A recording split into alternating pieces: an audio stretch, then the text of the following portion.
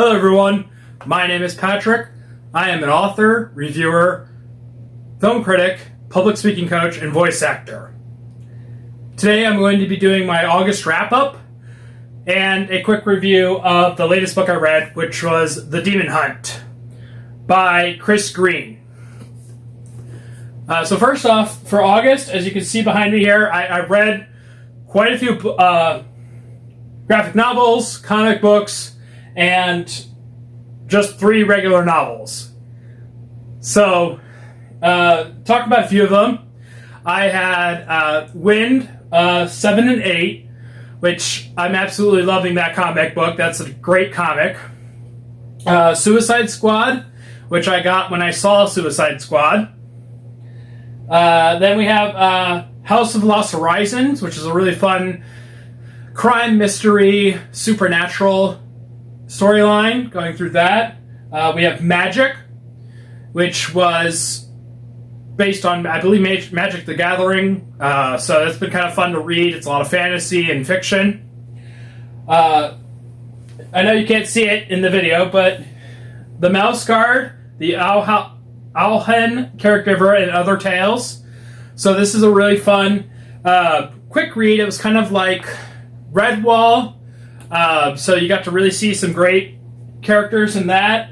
Batman 89, which I love Batman, and having it being the year that I was born in makes it a lot more fun. And so you're kind of getting a lot of the Tim Burton elements from that comic book. I also read Sweet Tooth: The Return, which was an interesting post-apocalyptic new age idea of how the world would continue on after certain cataclysmic events.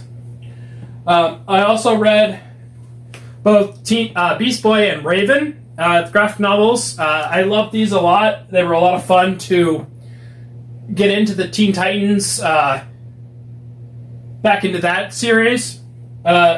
Check Please, which was an interesting coming-of-age story based around a young man joining college and a hockey team and some of the adventures and adversaries that he has to go through being out and on a sport that doesn't necessarily have a lot of LGBTQIA representation. Witch for Hire, which I really liked. I thought it was a really cool graphic novel. The artwork is really great and amazing.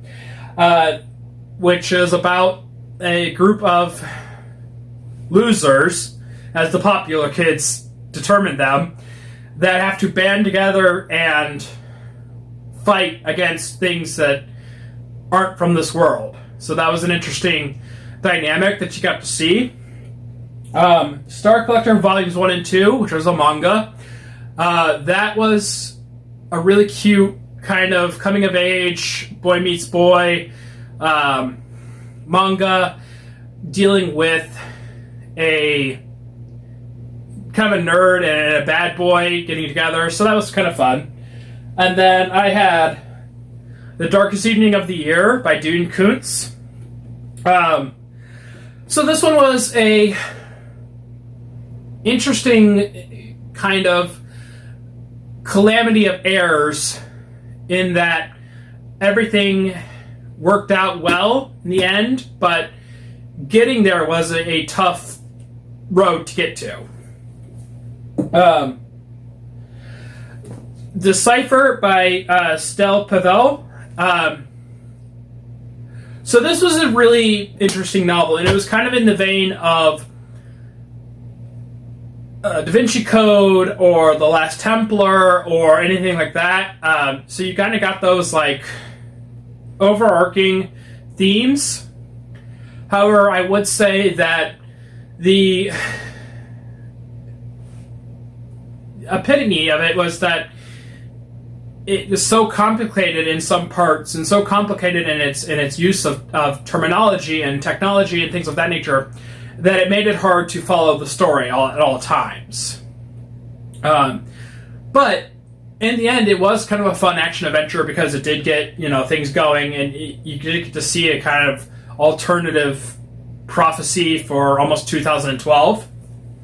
I guess I lost a book there. And finally, as I said, The Demon Hunt by Kris Greene. So I just finished this the other day, and I liked it. I liked the fantastical elements of it and the kind of fast-paced action adventure that kept you guessing and kept you going for the next page. There was kind of the problem that since it is book 2 in the series, it didn't give a lot of character reminders, I will say, so that you knew who was who and why they were doing the things they were doing.